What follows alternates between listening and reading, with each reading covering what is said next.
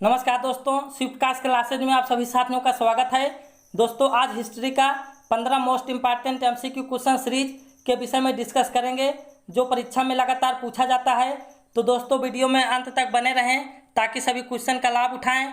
तो आज के सेशन का शुरुआत करते हैं। आपका पहला क्वेश्चन आपके स्क्रीन पर, हड़प्पा वासी किस धातु से परिचित नहीं थे? यानी हड़प्पा वासी किस धातु से परिचित नहीं थे?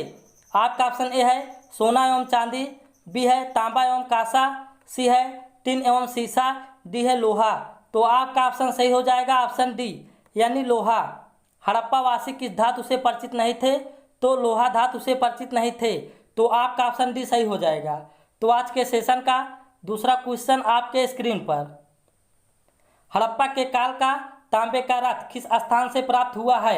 यानी हड़प्पा के काल का तांबे का रथ किस स्थान से प्राप्त हुआ है? आपका ऑप्शन ए है रोपड़, बी है राखीगढ़ी, सी है दैमाबाद, डी है इनमें से कोई नहीं।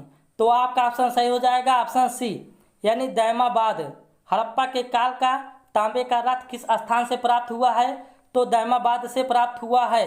आपका ऑप्शन सी सही हो जाएगा। तो आज के सेशन का तीसरा क्वेश्चन आपके स्क्रीन पर, किस हड़प्पा कालीन स्थल से नृत्य मुद्रा वाली स्त्री की कांस्य मूर्ति प्राप्त हुई है? यानी किस हड़प्पा कालीन स्थल से नृत्य मुद्रा वाली स्त्री की कांस्य मूर्ति प्राप्त हुई है? आपका ऑप्शन ए है मोहनजोदड़ो से, बी है कालीबंगा से, सी है हड़प्पा से, डी है इनमें से कोई नहीं। तो आपका ऑप्शन सही हो जाएगा ऑप्शन ए, यानी मोहनजोदड़ो से। किस हड़प्पा कालीन स्थल से नृत्य मुद्रा वाली स्त्री की कांस्य मूर्ति प्राप्त हुई है? तो मोहनजोदड़ो से प्राप्त हुई है। आपका ऑप्शन ए सही हो जाएगा। तो आज के सेशन का चौथा क्वेश्चन आपके स्क्रीन पर, किस हड़प्पा कालीन स्थल से पुजारी की प्रस्तर मूर्ति प्राप्त हुई है? यानी किस हड़प्पा कालीन स्थल से पुजारी की प्रस्तर मूर्ति प्राप्त हुई है? आपका ऑप्शन ए है हड़प्पा, बी है मोहनजोदड़ो, सी है लोथल, डी है रंगपुर। तो आपका ऑप्शन सही हो जाएगा ऑप्शन बी, यानी मोहनजोदड़ो। किस हड़प्पा कालीन स्थल से पुजारी की प्रस्तर मूर्ति प्राप्त हुई है? तो मोहनजोदड़ो से प्राप्त हुई है। आपका ऑप्शन बी सही हो जाएगा। तो आज के सेशन का पांचवा क्वेश्चन आपके स्क्रीन पर, हड़प्पा कालीन स्थलों में अभी तक किस धातु की प्राप्ति नहीं हुई है? यानी हड़प्पा कालीन स्थलों में अभी तक किस धातु की प्राप्ति नहीं हुई है? आपका ऑप्शन ए है तांबा, बी है स्वर्ण, सी है चांदी, डी है लोहा। तो आपका ऑप्शन सही हो जाएगा ऑप्शन डी, यानी लोहा। हड़प्पा कालीन स्थलों में अभी तक किस धातु की प्राप्ति नहीं हुई है? तो लोहा की प्राप्ति नहीं हुई है। आपका ऑप्शन डी सही हो जाएगा। तो आज के सेशन का छठवां क्वेश्चन आपके स्क्रीन पर, किस पशु के अवशेष सिंधु घाटी सभ्यता में प्राप्त नहीं हुए हैं? यानी किस पशु के अवशेष सिंधु घाटी सभ्यता में प्राप्त नहीं हुए हैं? आपका ऑप्शन ए है शेर, बी है घोड़ा, सी है गाय, डी है हाथी। तो आपका ऑप्शन सही हो जाएगा ऑप्शन ए, यानी शेर।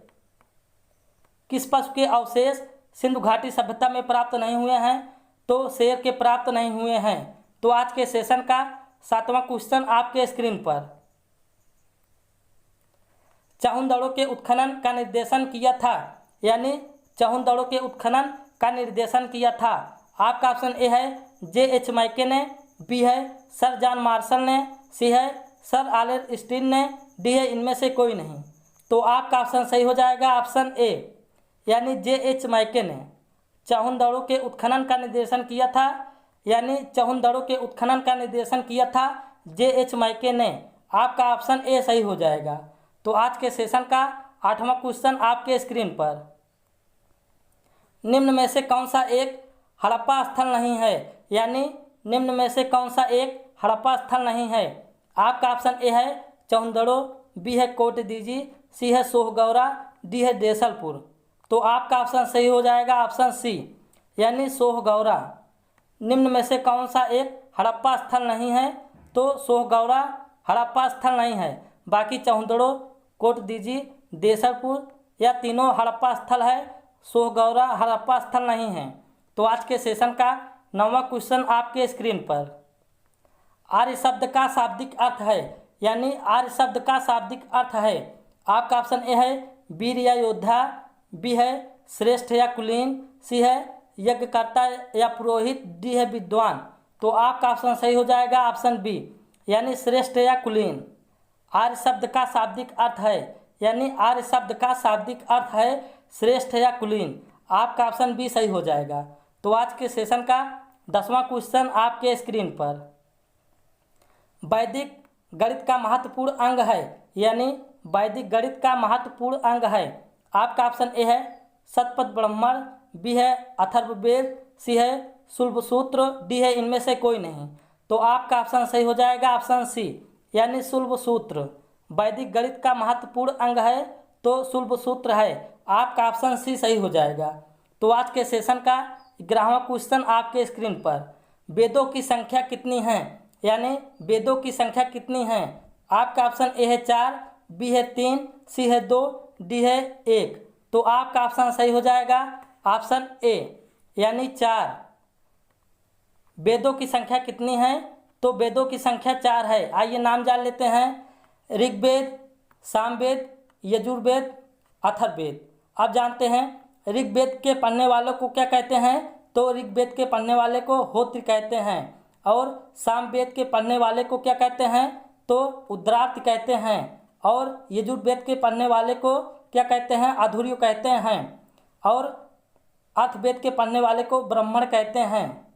तो और जान लेते हैं सामवेद को भारतीय संगीत का जनक कहा जाता है, और यजुर्वेद को गद्य एवं पद्य दोनों में है, यानी यजुर्वेद गद्य एवं पद्य दोनों में है।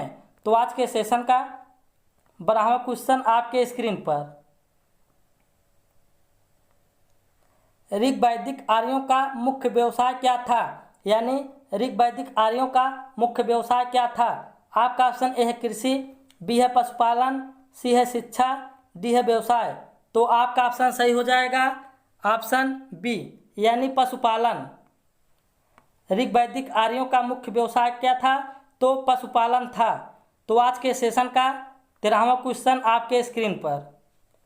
भारतीय संगीत का आदि ग्रंथ कहा जाता है, यानी भारतीय संगीत का आदि ग्रंथ कहा जाता है।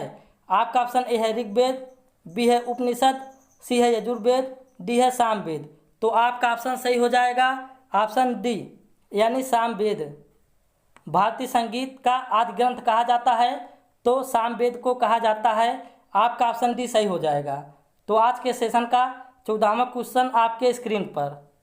ऋग्वेद में संपत्ति का प्रमुख रूप क्या है, यानी ऋग्वेद में संपत्ति का प्रमुख रूप क्या है। आपका ऑप्शन ए है गोधन, बी है भूमि, सी है ए व बी दोनों, डी है इनमें से कोई नहीं।